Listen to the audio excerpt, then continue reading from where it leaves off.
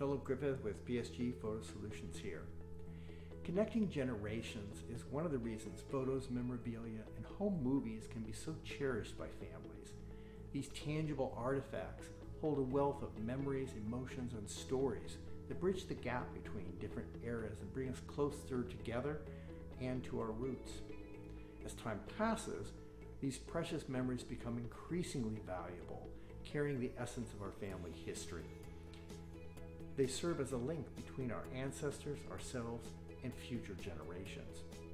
Unfortunately, the physical nature of these memories also means they are susceptible to wear, damage, and even loss.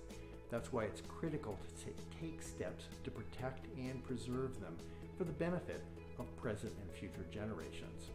One of the most effective ways to ensure their longevity is by digitizing them.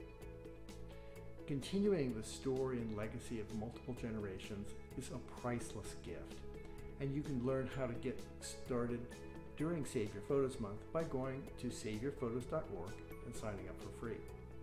If you have any questions, put them in the comments below so that I can help you start using your photos and movies to tell your story so that they will last for generations.